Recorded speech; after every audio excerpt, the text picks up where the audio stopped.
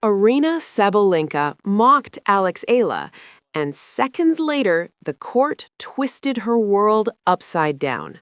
The ankle gave way. The crowd went silent. And somewhere in that painful pause, karma wrote its own headline. Nobody scripted this. Nobody predicted that the most dominant woman in tennis would crumble at the exact moment her arrogance peaked. This is the story the mainstream media buried, the moment that divided fans across the globe, and the truth behind what really unfolded between a reigning champion and a rising Filipino warrior. Stay locked in because this one gets darker before it gets clearer. So things like that happen. I mean, it's you could argue that it was, maybe a poor schedule, and maybe they could schedule him on a bigger court. Yes, but again, she's Eala. That's been a talk, and which is understandable. There's some players coming from respective countries, like she's coming from Philippines, which is now a big deal. She's been the biggest ever, tennis player from that country, which is a big country, and there's a big interest. There are moments in sport that strip everything back. No rankings, no sponsors, no reputation. Just two athletes, one court, and the brutal honesty of competition. What happened between Aryna Sabalenka and Eala wasn't just a tennis match. It was a collision of two completely different worlds. Aryna Sabalenka arrived at that tournament carrying the weight of expectation like a crown she refused to remove. World number one, Grand Slam champion, a force so dominant that opponents reportedly dreaded drawing her name in the bracket. Her game? Thunderous, calculated, and suffocating, had dismantled legends. She walked onto every court with an aura that screamed inevitability. Aryna didn't just play tennis, she performed dominance. Eala, on the other hand, carried something entirely different. At just 20 years old, the Filipino prodigy had spent years being underestimated, overlooked, and quietly disrespected by a sport that still hadn't fully opened its doors to Southeast Asian athletes. Trained through the Rafael Nadal Academy, groomed with discipline, fueled by a nation's hope, Eala entered professional tennis not with fanfare, but with quiet, burning hunger. Every match she played carried the weight of representation. Millions of Filipino fans watching, praying, believing that their girl could belong in a world that hadn't always welcomed her. The contrast was undeniable. Sabalenka had everything the tennis establishment offered: resources, recognition, ranking. Eala had resilience, raw talent, and a fan base that turned every tournament into a cultural movement. When their paths crossed at this particular tournament, the atmosphere crackled with something unspoken. This wasn't supposed to be a competitive match by the numbers. Sabalenka was the overwhelming favorite. Analysts dismissed Eala's chances before the first ball was even struck. Commentators use the kind of language reserved for sacrificial lambs: a learning experience, building blocks, good exposure. But Eala didn't read those previews. Or maybe she did, and used them as ammunition. She came out playing with a freedom that startled observers: clean winners down the line, aggressive returns that pushed Sabalenka deeper than expected. There were flashes, real, undeniable flashes, of something dangerous brewing inside that young woman's racket. Sabalenka noticed, the crowd noticed, and that's when the atmosphere shifted from competitive to complicated. Because champions don't always handle unexpected resistance gracefully, and what happened next on that court planted the seed for everything that followed: the mockery, the injury, the outrage, and the reckoning that sports fans are still debating today. Had Sabalenka underestimated Eala from the very beginning? Absolutely. But the real question is, did she go too far in showing it? Keep watching, because what happened during that changeover will genuinely shock you. Sport has always had a complicated relationship with taunting. There's the acceptable theater of celebration, the fist pump, the roar, the raw release of competitive emotion. Then there's something uglier, something that crosses an invisible line and transforms a match into a statement about power, hierarchy, and disrespect. What Sabalenka allegedly directed toward Eala during that pivotal changeover fell firmly into the second category, and witnesses at courtside described the atmosphere as suddenly uncomfortably charged. The match had reached a tense juncture. Eala had pushed beyond what anyone anticipated, winning games that the scoreboard wasn't supposed to show in her column. She had fought with everything she possessed, grinding through points that exhausted both players. The crowd, increasingly vocal in supporting the underdog, was feeding Eala energy she absorbed visibly, her movement sharpening, her shots finding edges that suggested something extraordinary was possible. Then came the changeover. According to multiple accounts from those positioned near the court, Sabalenka's behavior shifted into territory that multiple observers described as dismissive and condescending. The specifics circulated rapidly across social media.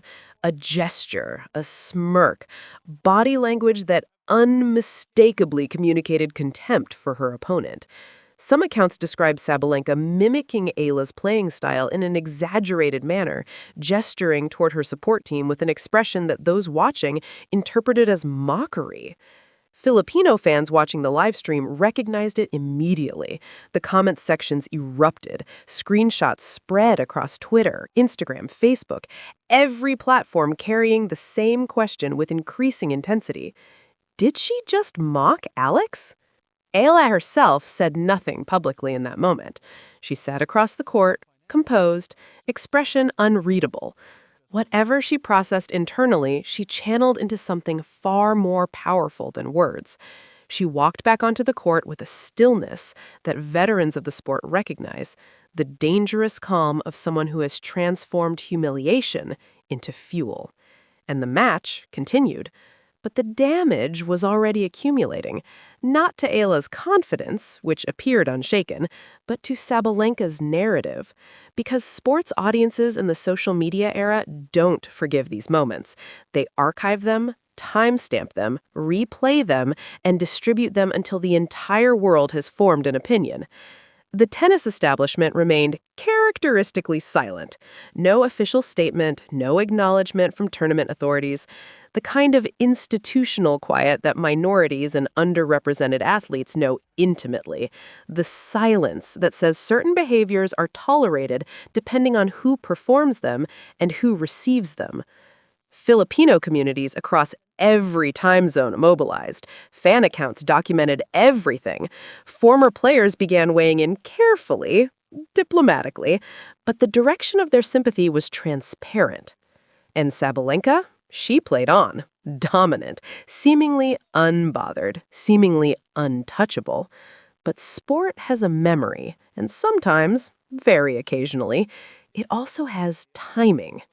Stay right there, because what happened next unfolded in real time in front of thousands of witnesses. If you believe in momentum, in the invisible transfer of energy that athletes and coaches discuss in hushed, almost superstitious terms, then what happened next will feel like something beyond coincidence. Sabalenka was mid-movement, mid-dominance, operating at the altitude where champions breathe easy and opponents begin to accept their fate. The match appeared to be progressing exactly as predicted, the world number one asserting her authority, the crowd's optimism for Eala slowly surrendering to the mathematics of elite tennis. Then the ankle. In one sudden, gasping moment, Sabalenka's foot planted wrong on the baseline. The weight transferred awkwardly. She went down, not dramatically, not theatrically, but in that genuinely painful, involuntary collapse that every athlete dreads. The crowd inhaled collectively. The match stopped. Medical staff moved quickly. Sabalenka's expression, visible clearly to those watching closely, carried something beyond physical pain. There was a flicker of something else. Disbelief, perhaps. The particular shock of vulnerability arriving at the worst possible moment. Social media, already primed and volatile from the earlier controversy, detonated. Within minutes, the clip of the injury was being shared alongside screenshots of the alleged mockery. The juxtaposition was brutal, immediate, and deeply human in its satisfaction. Karma became the dominant word across every platform simultaneously. Fans who had spent the previous hour expressing outrage on Eala's behalf now responded with a wave of emotion that mixed genuine concern with unmistakable cosmic satisfaction. Comments accumulated in thousands. This is what happens. The court remembers. Karma doesn't miss. Filipino fans, whose community had been processing the earlier incident with a mixture of pain and pride, responded with a complicated emotional cocktail: empathy for a genuine injury, undeniable acknowledgement of the symbolism. Even neutral observers, fans with no tribal allegiance to either player, noted the timing with raised eyebrows and carefully worded posts that communicated everything without saying it directly. Sports journalists began framing the narrative. The injury, in isolation, was significant news. Any world number one suffering physical damage mid-tournament commands coverage. But combined with the preceding controversy, it transformed into something the internet assigns its most powerful label: a story. Eala, characteristically, said nothing inflammatory. Her supporters spoke for her through volume and visibility. The Filipino diaspora, spread across every continent, united through mobile screens, amplified everything with the organized passion of a community that has learned to fight for its athletes in spaces where institutional support remains inconsistent. Sabalenka received treatment. The match resumed, but the narrative had fundamentally shifted, and no amount of athletic performance could recapture the control she'd held 40 minutes earlier. Sometimes the game itself delivers verdicts that officials won't. But here's where the story gets even more complicated, and honestly, more human. The court had delivered its moment. Now the internet delivered its judgment. And as anyone who has witnessed modern sports controversy understands, online judgment operates without appeals, without nuance, and without mercy. Sabalenka's name trended across multiple platforms simultaneously. Not for her tennis, not for her ranking, not for her Grand Slam history. For a moment of perceived cruelty toward a 20-year-old underdog from the Philippines and the spectacular, painful timing of what followed. The backlash fractured along predictable yet revealing lines. One faction, large, vocal, emotionally invested, declared the ankle injury definitive cosmic justice. They compiled timeline posts, placing the mockery footage chronologically against the injury footage, building visual arguments that required no caption. The story told itself through sequence. These voices carried genuine passion, often rooted in deeper frustrations about how athletes from underrepresented nations receive systematically different treatment within elite sports structures. Eala wasn't just Alex to these supporters. She was every talented young person from a country perpetually told it doesn't quite belong at the highest table. The opposition faction, smaller but equally determined, pushed back with arguments centered on proportionality. An ankle injury is genuinely painful. Celebrating another human being's physical suffering, regardless of their prior behavior, crosses ethical territory that sport shouldn't normalize. Several respected former players made this point carefully, distinguishing between acknowledging karmic irony and weaponizing someone's medical vulnerability for entertainment. Both arguments contained validity, both reflected something real about how sports audiences navigate the collision between entertainment, justice, and basic human decency. What neither faction could dispute was the underlying cause of the explosion, the behavior that triggered everything. And here, notably, Sabalenka's camp remained strategically quiet. No statement addressing the mockery allegations, no acknowledgement of the controversy surrounding the changeover behavior. The silence itself became evidence in the court of public opinion, interpreted differently depending on which side constructed the argument. Filipino media covered the story with the intensity reserved for matters of national dignity. Columnists contextualized Eala's journey, the years of development, the cultural significance of her rise, the particular vulnerability of being young, female, Asian, and ambitious in a sport that's still dominated by European and American narratives. The mockery, whether intentional or misread, landed on soil already sensitized by decades of those dynamics. International tennis media handled it with characteristic institutional caution, reporting the surface events while carefully avoiding the deeper conversation about power, representation, and who gets protected by silence. But the audience wasn't practicing caution. The audience was processing something real, and they expressed it with the unfiltered directness that social media enables. Sabalenka's legacy, carefully constructed through genuine athletic greatness, absorbed damage that statistics cannot measure.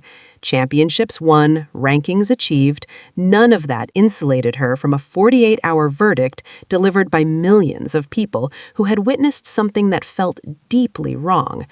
Was the backlash proportionate? Was it fair? Those questions lingered, but fairness, as Eala's supporters might observe, isn't always the foundation this sport has offered athletes like her. And then, Sabalenka finally broke her silence. What she said either fixes everything or makes it significantly worse, depending entirely on your perspective. The statement arrived through Sabalenka's social media channels, carefully worded, professionally constructed, and immediately dissected by an audience that had spent days forming conclusions. She addressed the injury directly. She thanked medical staff, acknowledged the physical difficulty, and expressed her determination to recover, the standard language of athletic resilience that her fan base received warmly. Her supporters flooded the comments with hearts, prayers, and solidarity. What the statement did not address with any directness, any specificity, any acknowledgement was Alex Eala. The omission echoed louder than anything the statement actually contained. In the contemporary sports landscape, athletes understand that silence functions as communication. What you choose not to say defines you as clearly as what you articulate. Sabalenka's team, presumably consisting of experienced communications professionals who understood exactly what the internet required from this moment, apparently calculated that direct acknowledgement created more risk than omission. That calculation may have been strategically understandable. It was humanly inadequate. Eala, characteristically, gave the more dignified performance in this particular exchange. When pressed about the controversy in her subsequent media interactions, she responded with the kind of measured, graceful language that reveals genuine character rather than coached messaging. She spoke about focusing on her own development, about the privilege of competing at the highest level, about the support she received from Filipino fans worldwide. She did not name Sabalenka. She did not amplify the confrontation. She simply continued being the version of herself that had already won the audience's heart before any of this began. The contrast between the two responses was not lost on anyone paying attention. Sports psychologists, who commented publicly, noted that Eala's composure under these circumstances represented a form of competitive and personal maturity that many athletes twice her age never develop. The pressure she navigated, representing a nation, processing public humiliation, competing against the world's best, and then responding to global scrutiny, required extraordinary internal resources. Sabalenka's supporters argued, with some justification, that the original mockery allegations were exaggerated, misread, or deliberately amplified by fans whose cultural investment in Eala transformed ambiguous behavior into confirmed malice.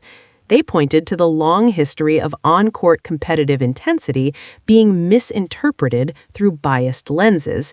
They raised legitimate questions about whether Sabalenka, a player who has herself spoken openly, step back from the ankle, step back from the mockery, step back from the trending hashtags and the timeline compilations and the impassioned comment sections. Look at what this entire episode actually illuminated about tennis, about representation, and about the athletes at the center of it. Aryna Sabalenka is genuinely one of the greatest players of her generation. That statement requires no qualification and survives every controversy intact. Her athletic achievements, the Grand Slams, the ranking, the years of brutal professional dedication, represent real greatness that no social media storm erases. She is also a human being navigating an impossibly public existence, carrying her own psychological burdens openly and honestly in ways that most athletes refuse. Her vulnerability about mental health, her openly emotional relationship with competition, her complicated history with the tennis establishment, none of that disappears because of one controversial changeover moment. Eala is becoming something her sport hasn't fully seen before, not simply a talented young player from Southeast Asia, tennis has had those, but a cultural phenomenon whose significance extends far beyond her current ranking. She represents the possibility of belonging for millions of young athletes from countries still fighting for legitimate space within elite sports imagination. Every match she plays, every interview she delivers with grace and intelligence, every moment she competes without apology on courts that weren't originally designed with her in mind, these accumulate into something larger than individual results. What their collision revealed was a sport still navigating fundamental tensions it hasn't resolved. Questions about who receives protection and who receives scrutiny, about which emotional expressions read as passionate competitiveness and which read as disrespect, about how global audiences, now genuinely global, not merely paying lip service to diversity, respond when they perceive their representatives being diminished. The karma narrative that dominated social media, however satisfying its timing, ultimately distracted from the more important conversation. An ankle injury isn't justice. Justice would look like a sport that addresses behavioral standards consistently, regardless of ranking or nationality. Justice would look like institutional acknowledgement that certain audiences have historically absorbed dismissal that other audiences have not. Justice would look like a genuine conversation between two remarkable athletes about what happened and what it meant. That conversation may never happen publicly. Sports rarely allow its principals the privacy required for authentic reconciliation. But the audience had the conversation anyway, loudly, imperfectly, passionately, because sport remains one of the few arenas where these larger human questions surface in real time, witnessed by millions, impossible to redirect or contain. Eala will keep competing. She will have matches that elevate her and matches that humble her. She will carry a nation's hope with the quiet strength she has demonstrated repeatedly. She will, almost certainly, generate future moments that confirm what those who have watched closely already understand, that she belongs, completely and without asterisks, at the highest level this sport offers. Aryna Sabalenka will recover from her ankle. She will return to the courts she dominates. She will add to a legacy that stands independent of any single controversy. But she will also carry this moment forward, a reminder that dominance without dignity leaves marks that winning cannot fully erase. And the rest of us, the fans, the watchers, the people who care about these athletes and what they represent, are left with the question that sport always eventually asks. When a champion stumbles, physically or morally, what do we choose to remember? And what does that choice reveal about who we actually are? This wasn't just a tennis match. It wasn't just an ankle injury. It wasn't just a viral moment that trended for 48 hours before the internet found something new to consume. This was a mirror held up to a sport, to an audience, and to two athletes whose stories couldn't be more different or more deeply connected. The court demanded honesty from both of them. One delivered it gracefully, one delivered it painfully. And somewhere between those two truths lies everything worth understanding about competition, power, and what we demand from the people we elevate. Eala's story is far from finished. In many ways, it has barely begun. If this episode opened your eyes to something the mainstream tennis conversation consistently avoids, drop a comment below. Who did you stand with? And more importantly, why? Subscribe to this channel because we don't just cover tennis, we uncover it.